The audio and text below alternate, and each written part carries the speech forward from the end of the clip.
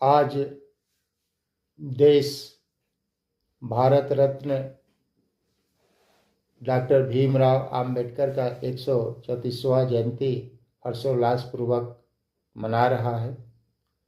अंबेडकर पीठ हिमाचल प्रदेश विश्वविद्यालय की ओर से मैं प्रोफेसर विवेकानंद तिवारी, अध्यक्ष अंबेडकर पीठ हिमाचल प्रदेश विश्वविद्यालय शिमला की ओर से मैं सभी अंबेडकरवादी और देशवासियों का इस पावन पर्व पर हार्दिक अभिनंदन वंदन करता हूँ। आज अंबेडकर से जुड़े अनेक पहलुओं पर हम चर्चा करने जा रहे हैं। इसकी शुरुआत हम वर्ण व्यवस्था तथा अंबेडकर से करने जा रहे हैं। जिस प्रकार से सनातन धर्म शाश्वत है और सनातन है, इसका न आदि है और न अंत है, उसी प्रकार से वर्णाश्रम व्यवस्था भी सनातन है और शाश्वत है। भगवान श्री कृष्ण ने गीता के प्रथम अध्याय के 43वें श्लोक में कहा है कि जाति धर्म कुल धर्म शाश्वतः। फिर श्लोक 40 में प्रथम अध्याय में कुल धर्म सनातन कहा है। इस प्रकार से वर्णाश्रम व्यवस्था में जो कुल धर्म है और जाति धर्म है उसे सनातन कहा गया है। आगे इसका विस्तार से वर्णन करते हुए गीता के 18वें अध्याय में जो है भगवान श्री कृष्ण कहते हैं कि ब्राह्मण कौन है। तो ब्राह्मण कौन है और ब्राह्मण किसे कहा जाएगा, उसे 9 गुणों से युक्त होना है, जिसमें दम है, तप है, शौच है, ज्ञान है, विज्ञान है और आस्तिकता है। इन 9 गुणों से युक्त व्यक्ति को ब्राह्मण कहा गया है। यह गीता के जो है 18वें अध्याय का 42वां श्लोक का हिंदी रूपांतर है। फिर उसी 18वें अध्याय के 43वां श्लोक में है कि क्षत्रिय कौन है। तो 7 गुणों से युक्त व्यक्ति को क्षत्रिय माना गया, जिसमें शौर्य हो, तेज हो, धैर्य हो, युद्ध से पलायन न करने वाला हो और दान करने वाला। इस प्रकार से क्षत्रिय की परिभाषा गीता के 18वें अध्याय में की गई। उसी प्रकार से वैश्यों की जो है व्याख्या जो है उसी में जो है 18 अध्याय के 44वां श्लोक में किया गया है कि वैश्य कौन है। तो वैश्य का स्वधर्म वार्ता कहा गया है। वार्ता का मतलब होता है कृषि, गौरक्ष और वाणिज्य, इसे वार्ता कहा गया है। और शूद्रों की जो है कार्य जो है सेवा बताया गया है। तो इस प्रकार से हम देखते हैं कि वर्णाश्रम व्यवस्था अत्यंत वैज्ञानिक था और उसका जो आधार था वो कर्मणा था। व्यक्ति अपने कर्म से श्रेष्ठ बन सकता था, व्यक्ति अपने कर्म से श्रेष्ठ से नीचे आ सकता था। महाभारत में विदुर जी का जन्म जो है निम्न कुल में हुआ था, लेकिन वो उनका आदर किसी भी उच्च जाति से ज़्यादा थी। तो इस प्रकार से वर्ण व्यवस्था का जो वैदिक स्वरूप था, और इसमें यह ध्यान देना पड़ेगा हम सभी को कि वर्ण और जाति 2 अलग अलग व्यवस्था है। जो भी वेद आदि में वर्णित है वह वर्ण की बातें कही गई है, जाति की बातें नहीं कही गई। अंबेडकर वर्ण व्यवस्था के घोर आलोचक और विरोधी थे, और अंबेडकर स्वयं अपने को सूर्यवंश, जो भगवान राम का कुल था, उस वंश से अपने को जोड़ते हैं और अपने समुदाय को जोड़ते हैं। और वो कहते हैं कि हम लोग सूर्यवंशी क्षत्रिय थे। तो इस प्रकार से जो है अंबेडकर ने जो है वर्ण व्यवस्था की आलोचना तो की, लेकिन अपने को जो है सूर्यवंशी क्षत्रिय माना। अब हम दूसरा जो प्रश्न करते हैं और हम सभी को जानना चाहिए, अम्बेवाड़े से अंबेडकर बनने की यात्रा। जैसा कि इतिहासकारों ने, जो विशेषकर वामपंथी इतिहासकारों जैसा अंबेडकर का आर्थिक और सामाजिक स्थिति को दर्शाया है, वो वैसा आर्थिक और सामाजिक स्थिति नहीं था। अंबेडकर के दादा सेना में भर्ती थे। उनके पिताजी जो है इंग्लिश मीडियम की स्कूल में, सैनिक स्कूल में पढ़े थे।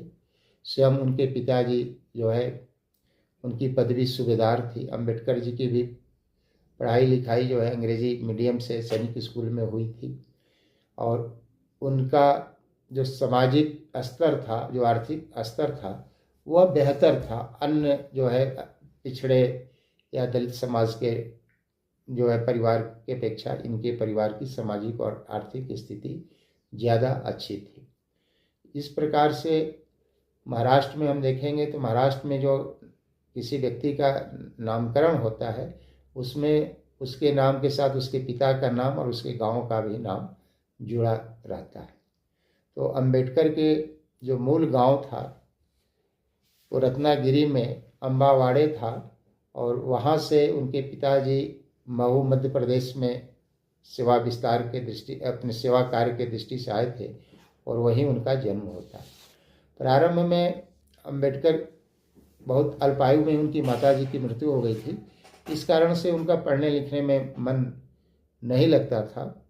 लेकिन उनके कक्षा 2 के जो एक ब्राह्मण शिक्षक थे जिनका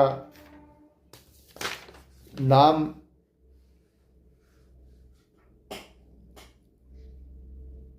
पेडसे था, उन्होंने उन्हें संस्कारित किया, प्रोत्साहित किया।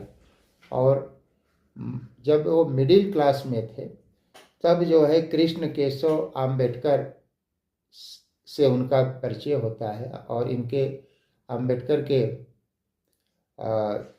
शिक्षा के प्रति लगाव और कुशाग्र बुद्धि को देखते हुए आम्बेडकर ने इन्हें बड़ा स्नेह दिया और इनका समय समय पर मदद भी करते थे। इन्हें स्वयं अपने साथ भोजन कराते थे, अपने घर भी ले जाते थे, और भोजन करने के बाद इनके जूठे बर्तन को उनकी पत्नी साफ करती थी। इस प्रकार से अंबेडकर के प्रति उनका जो सकारात्मक दृष्टिकोण था, उस कारण से अंबेडकर के हृदय पर उस ब्राह्मण शिक्षा का अमिट छाप पड़ा। और जब ये गोलमेज सम्मेलन में जा रहे थे तब वो ब्राह्मण शिक्षक ने उन्हें एक पत्र लिखकर प्रोत्साहित किया, और पत्र पाकर जो है अंबेडकर जो है अभिभूत हो गए, और अपने शिक्षक के प्रति कृतज्ञता ज्ञापित करने के लिए उन्होंने अपने शिक्षक की टाइटल अंबेडकर को ग्रहण किया, जो कि एक ब्राह्मण की टाइटल थी। इस प्रकार से अम्बावाड़े से अंबेडकर बनने की इनकी यात्रा। भारतीय वाङ्मय में, वैदिक वाङ्मय में कहीं भी छुआछूत का कोई भी विवरण कहीं भी प्राप्त नहीं होता है।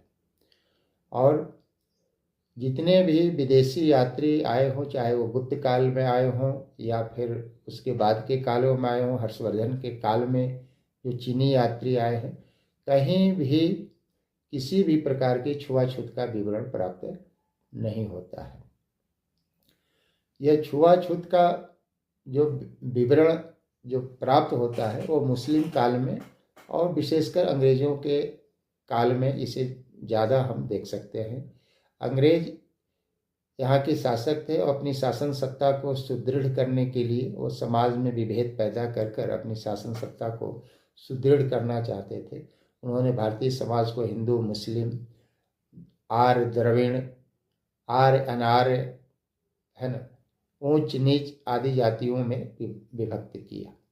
और जो दलित शब्द है वह भी अंग्रेजों का दिया हुआ शब्द है, जो जिससे समाज में घृणा पैदा हो। और दलित का मतलब होता है जिससे पैरों से रौंदा गया हो, कुचला गया हो। इस प्रकार के शब्दावली से समाज, भारतीय समाज में विभेद पैदा करने का प्रयास किया गया। जबकि इनके लिए जो शब्द है वो अंत्यज है। वेदों में भी शब्द अंत्यज शब्द आता है। अंत्यज का मतलब होता है छोटा भाई। तो इस प्रकार से हम देखते हैं कि भारतीय वाङ्मय में छुआछूत का कोई उल्लेख नहीं मिलता है, ये कालांतर में मिलता है। जैसा कि वामपंथी इतिहासकारों ने पूरे भारत में विभेद पैदा करने के लिए इस तरह से जो दिखाया है कि बड़ा अत्याचार होता था, पूरे भारतवर्ष में दलितों पर कहीं कोई अत्याचार नहीं हुआ है। इसको अनावश्यक रूप से बढ़ा चढ़ाकर तुल दिया गया। केवल महाराष्ट्र में पेशवाओं के कालों में निश्चित रूप से इन पर ज्यादती हुई है। उसी छोटी सी कालखंड के घटनाक्रम को इन्होंने बढ़ा चढ़ाकर बात को वितंगड़ा बनाकर समाज में वैमनस्य पैदा करने का प्रयास किया। इस प्रकार से छुआछूत का जो उल्लेख हमारे वैदिक वाङ् में कहीं भी प्राप्त नहीं होता है। अंबेडकर ने जो है अपनी सारी शक्ति अपने समाज के हितों को और छुआछूत को मिटाने के लिए सारी ऊर्जा उन्होंने अपनी लगा दिया। जहाँ तक मुसलमानों के प्रति अंबेडकर का दृष्टिकोण है, वह जो है उनकी पुस्तक है पाकिस्तान या भारत विभाजन, उसमें उन्होंने उल्लेख किया है और साफ साफ लिखते हैं कि मुसलमान जो है भारत को दारुल हरम यानी युद्ध का क्षेत्र मानते, न कि दारुल इस्लाम यानी कि अपना देश मानते। मुसलमान कभी भी देशभक्त नहीं हो सकता है और न जो है मुसलमान कभी भी जो है अपने संकीर्णता को व्यापकता में परिवर्तित कर सकता है। मुसलमान जो है जिहाद में विश्वास करता है और जिहाद कर कर वह विदेशी शक्ति अर्थात मुसलमानों से भी सहायता ले सकता है और यदि मुसलमान भारत पर आक्रमण करता है तो वो उसका सहायता कर सकता है। इस प्रकार कभी भी मुसलमान जो है देश के प्रति जो है वफादार नहीं हो सकता। और भारत विभाजन के बाद भी जिस प्रकार से अत्याचार विशेषकर जो है पाकिस्तान में दलितों पर हुआ, उससे अंबेडकर की कही गई बातों का हम जो है अंबेडकर की बातों को हम सही रूप में देख सकते हैं। अंबेडकर ने कहा था कि इस्लाम का जो भाईचारा है वह मानवता का भाईचारा नहीं है, वह केवल इस्लाम और इस्लाम के अंदर के जो लोग हैं उन्हीं के बीच के भाईचारा है। बाहर के जाति धर्म के लोगों के प्रति उनका व्यवहार वो जो है आपसी भाईचारे का नहीं है। और यह बात जो है पाकिस्तान में जो अत्याचार हुआ दलितों पर, वो उससे जो है इनकी बात सत्य सिद्ध होती है। और अत्याचार देखने के बाद उन्होंने आह्वान किया वहाँ के दलित समुदाय से कि जैसे भी हो, यदि कोई साधन नहीं मिलता है तो पैदल भी वहाँ से आप निकल कर भारत आ जाओ, तभी तुम्हारी सुरक्षा और रक्षा हो सकती है, अन्यथा वहाँ तो जो है चीज़ों को धर्म परिवर्तन करने के लिए बाध्य किया जाएगा और नहीं मानने पर जो है वो मौत के घाट उतार दिया जाएगा। योगेंद्र मंडल जो बहुत अंबेडकर के समकक्ष ही थे और अंबेडकर के समझाने के बाद भी वो पाकिस्तान चले गए थे और जाने के बाद वहाँ उनको विधि मंत्री बनाया गया था। लेकिन कुछ ही दिनों के बाद उन पर जो जुल्म अत्याचार हुआ, वहाँ से उनको देश पाकिस्तान छोड़कर भागना पड़ा और बंगाल में देशद्रोही के तगबे के साथ गुमनामी में उनकी मृत्यु हो गई। इस प्रकार से मुसलमानों के प्रति जो अंबेडकर की धारणा थी वो उनके पुस्तक में वर्णित है। पूना पैक्ट की चर्चा भी आवश्यक है। पूना पैक्ट का जो निहितार्थ था भारतीय समाज को छिन्न भिन्न करने के लिए अंग्रेजों की एक सोची समझी चाल थी और उस चाल के तहत दोहरी मतदान का अधिकार दिया गया था। जैसे ही ये मैकडोनाल्ड के सांप्रदायिक पंचायत का घोषणा हुई, उसके विरुद्ध में जो है महात्मा गांधी ने अपनी जान की बाजी लगाकर अनशन पर बैठ गए और अंबेडकर को जो है मनाने के लिए तमाम कांग्रेस के बड़े बड़े नेता, उद्योगपति, यहाँ तक कि अंबेडकर की पत्नी, उनके बच्चे, तमाम लोगों ने प्रयास करने के बाद भी अंबेडकर टस से मस नहीं हुए। तमाम अखबारों में अंबेडकर के खिलाफ लेख आर्टिकल लिखे जाने लगे। समाज में भी जो है धर्म आंदोलन शुरू हो गया। उसके बाद भी अंबेडकर टस से मस नहीं हुए तब भारत रत्न पंडित मदन मोहन मालवीय जी ने अम्बेडकर से भेंट की, जो भी उनकी बातें हुई, और अम्बेडकर जो है पुनः समझौता पर दस्तखत करने के लिए तैयार हो गए, जिससे जो आरक्षित जो सीटें थी उसकी संख्या बढ़ा दी गई और गांधी की ओर से पंडित मदन मोहन मालवीय ने हस्ताक्षर किया और अम्बेडकर हस्ताक्षर किए। इस प्रकार से पंडित मदन मोहन मालवीय के हस्तक्षेप से और जो है अम्बेडकर के जो है हस्ताक्षर करने से गांधी की जान बच गई, अन्यथा गांधी का मौत सुनिश्चित था। इस प्रकार से अम्बेडकर की जो राष्ट्र के प्रति जो सोच थी, जो सेवा थी, वह अतुलनीय थी। और आपको जानकर आश्चर्य होगा कि पग पग पर जो है कांग्रेस और विशेषकर नेहरू ने जो है उनको बाधा उत्पन्न किया। आप इसी से समझ सकते हैं कि 1952 के चुनाव में ये उत्तर मुंबई से खड़ा हुए थे और नारायण जो कि इनका सहयोगी भी था और दूध का व्यापार भी करता था, नारायण काजोलकर, कांग्रेस ने उसको उम्मीदवार बनाया और नेहरू जी दो बार जो है प्रचार करने के लिए गए और वहाँ यह युक्ति जो है काफ़ी मशहूर थी कि कहाँ संविधान बनाने वाला डॉक्टर अंबेडकर और कहाँ दूध बेचने वाला काजोलकर। उसके बाद भी 14,500 मतों से जो है ये अंबेडकर जी की हार हुई। फिर 1954 में भंडारा जो कि मुंबई में ही था, महाराष्ट्र में ही, वहाँ के उपचुनाव में भी अंबेडकर की हार हुई। प्रारंभ में जो 296 संविधान सभा के सदस्य चुने गए थे उसमें अंबेडकर का नाम नहीं था। यह जानकर हम सभी को आश्चर्य होगा कि अंबेडकर जो संविधान सभा में चुन कर आए वो पश्चिम बंगाल से आए और मुस्लिम लीग के सहयोग से आए। स्वतंत्रता के बाद, भारत पाकिस्तान के विभाजन के बाद, वह क्षेत्र जहाँ से अंबेडकर चुन कर आए थे संविधान सभा में, वह पाकिस्तान में चला गया। इस कारण से उन्हें इस्तीफा देना पड़ा। इसके लिए भी नेहरू काफ़ी प्रसन्न थे कि इनकी सदस्यता चली गई, लेकिन जब अंबेडकर ने दबाव बनाया कि जो संविधान बनाया जा रहा है वो हमारा समाज और हम कभी स्वीकार नहीं करेंगे, तब गांधी जी के परामर्श से जो है उन्हें महाराष्ट्र से पुनः संविधान सभा में जो है चुना गया। और नेहरू कभी भी नहीं चाहते थे कि संविधान सभा के अध्यक्ष बनाए जाए।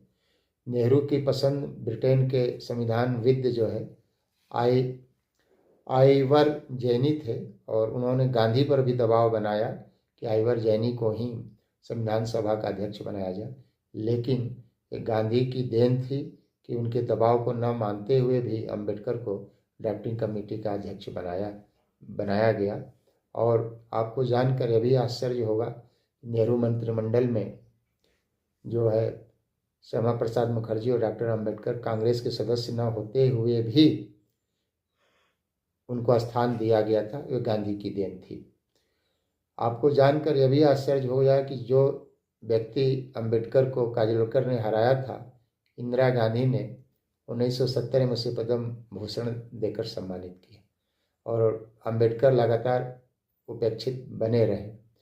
जब भाजपा के सहयोग से 1989 में जब गवर्नमेंट वीपी सिंह की बनी तो 1990 में उन्हें भारत रत्न दिया गया और उनके पुण्यतिथि, उनके जन्मतिथि पर जो भी अवकाश मिलता है तो भारतीय जनता पार्टी के समर्थन से बने वीपी सिंह की सरकार की देन है।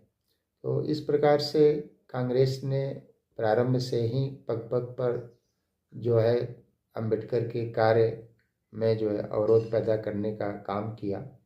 और आज की अंबेडकर की प्रासंगिकता और वोट बैंक की राजनीति के कारण से अंबेडकर के नाम पर आज जो है जिस कांग्रेस ने उन्हें अपमानित किया, पग पग पर उनके कार्यों को रोका, आज वही जो है अंबेडकर की सराहना कर रही है। यह जो है अंबेडकर के ताकत, अंबेडकर के नाम पर जो वोट बैंक है उसकी ताकत का परिणाम है कि जो कांग्रेस, जो कभी अंबेडकर के नाम से ही जो है उसको नफरत थी, आज वो अंबेडकर की जय जयकार कर रही है।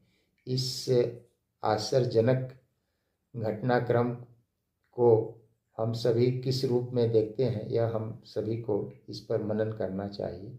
एक बार पुनः अंबेडकर जयंती के इस पावन पर्व पर सभी को हार्दिक शुभकामना।